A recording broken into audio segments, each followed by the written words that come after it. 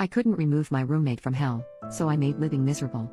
In 2008 I had just left my husband. I caught him cheating multiple times, and I was just over it. A new girl, we will call her Amy, started at my job, and we made a fast friendship. I was in the middle of packing up and moving out of my house. I needed a roommate for a new apartment I was looking at because my wages wouldn't pay the bills. So we moved in together and lived peacefully together for a while. I was moving on with my life. I had gotten a better paying job, was spending time with my friends, and felt okay with life then. I was 25, single, and not looking for anything serious at the time, so I had a friend who would stop over a few times a week for some adult fun. Amy was cool with it on the surface. It did not affect her in any way. My friend didn't hang out at our place. He didn't eat at our place. He didn't use our household supplies. My relationship with him affected her exactly 0%. Still, I guess she was a little green about my getting some attention, and she was not. She would flirt with him, visit him where he worked, etc., but he was not interested in her. This is where things started to go downhill. For context, she had been married a few times, she was 13 years older than me, and the dads had full custody of their respective kids. She was dating someone, but he was already in a relationship, so he wasn't about to commit to anything besides stopping by for 30 minutes after he worked the night shift every day. I tried to point out all the red flags, but she was convinced it was love. This dude used to hit me constantly in front of her. He was very open about being in a committed relationship with his girlfriend, so I have no idea why Amy thought this was going anywhere. After a few months, I met someone I wanted to be serious with, so we started dating. We will call the guy Tom. Tom and I got serious pretty fast. He was living in a horrible situation, so he quickly moved in. With Amy and me. I think it was after about a month of dating. So we have our room, and she has her own room. The bills went from 50-50 to 33/33/34 to ensure things were still even. We had a shared kitchen, LR, and bathroom. After Tom moved in, she started openly hitting on him in front of me. Every guy I had at my house, even just friends, she had to hit on. None of them ever took her up on it. Everyone turned her down, which greatly added to her oncoming behavior. Over the next couple of weeks, Amy did a complete 180. She stopped paying rent, refused to buy any food and vowed, whatever Tom I bought, and would not wash her dishes. We had 2 cats, one hers and one mine, and she would never clean the litter in her room, so her cat would use our hallway floor as a bathroom every single day. Every day I got home from work, there was a big steaming pile of cat shit inside my front door, in the middle of a giant puddle of urine. My cat was locked in my room at night with her own supplies, so there was 0 chance it was her. It was the same thing every morning by the front door. Whenever she was done eating the food she stole from me, she set her plate with the leftovers on the kitchen floor for her cat to pick. She would leave the plate there for days. To the point that if I didn't pick them up, there would be multiple plates on the floor with food in various stages of decay. All of my dishes started going missing, except for the cat's plates. And what dishes were left, she refused to wash ever. She used my toilet paper, my laundry soap, even my tampons. This continued for about 2 months and kept getting progressively worse.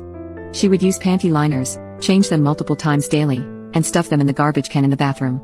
She would leave it there completely overflowing and spilling onto the floor for days until I caved, put on gloves, and threw them out. The can would be full in about a week, so this happened a few times. That's not even the worst of it. My expensive DSLR went missing. I was a photography hobbyist then, but I dreamed of being a professional photographer and owning my own photography business. I would shoot stuff for friends and family as practice, and one day I grabbed my camera bag from the shared living room, and as soon as I picked it up, I felt my heart sink into my stomach. You know that instant dread that grips you the second you realize something gut-wrenching has happened. I opened the bag, and of course, the camera is gone. That was an expensive camera for that time of my life, and it was a gift from my parents, so I was truly devastated. I couldn't prove a thing, and I wasn't even sure how long it had been missing. It could have been her boyfriend that took it, but either way it was gone. So now this is it. This is the last straw. I need this beach out. I went from nice girl to effing psycho in about 30 seconds.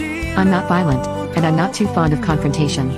I'm not waiting for a effing eviction to go through, and I really didn't have the money for that anyway, so here's where I start my petty revenge. Amy wants to live here with me rent-free, stealing my shit, hitting on my boyfriend, and neglecting her cat. So be it. But it's going to be on my effing terms. One vital piece of information, in my divorce, the Deke had moved back in with mommy, and I took everything from the house to my new apartment, so I owned everything, and the lease was in my name. I started by changing the Wi-Fi password and the computer password. The following week I had my cable company come and remove the cable lines to her room. I bought a small fridge for my room and a cabinet, put all my food and personal supplies in my bedroom, and put a secure lock on my door. When her cat shit on the floor, I would pick it up and smear it on her bedroom doorknob. Overflowing bathroom trash cans filled to the brim with her panty liners were dumped on her bed. I removed the knobs to the washer and the dryer. I did everything possible to make her life uncomfortable. I did other small stuff, anything that came to mind. Amy and I had been working at the same store a few months prior, and she borrowed another coworker's laptop. She got fired, but she never gave the laptop back, and the coworker was trying to get it back from her. Amy ghosted her, of course, so while she was out one day, I went in and took the laptop and gave it back to its rightful owner. Amy called the cops on me and said I stole her computer, but I explained what happened. She admitted to the cops that the computer wasn't hers, and the cops said it wasn't their problem anymore. That one really made her hate me. She wasn't working then, so it's not like she had money to do anything or buy anything. She was literally existing in a room in my apartment. She would disappear during the day, but I had no idea where she was going. She moved out after about 6 weeks. I didn't even know she had left when she moved out of my apartment. I just noticed she wasn't coming or going for about a week. So Tom and I cleaned out her room. She left clothes, broken furniture, a cardboard dresser, and 5 39-gallon garbage bags of trash we collected from the mass piles of panty liners, rotting food, and ordinary trash we found in the room. It's a miracle we didn't have roaches. I found all my missing dishes, silverware, and cups all covered in food and grossness. I just threw it all away. I wish I still had the photos, though.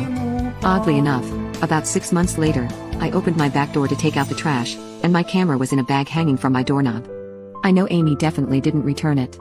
For about 2 years after, every time I would find out that Amy was living with someone new, I would message them and send them the photos of her room. Papers in the trash that had her name on them. And I would tell them the whole story. One time it caused the people she was living with to throw her shit out on the porch. She had just moved in, and they had small kids, and they didn't want to risk it with her. I stopped after that. She knew I was telling them too, so I figured I had sufficiently made my point.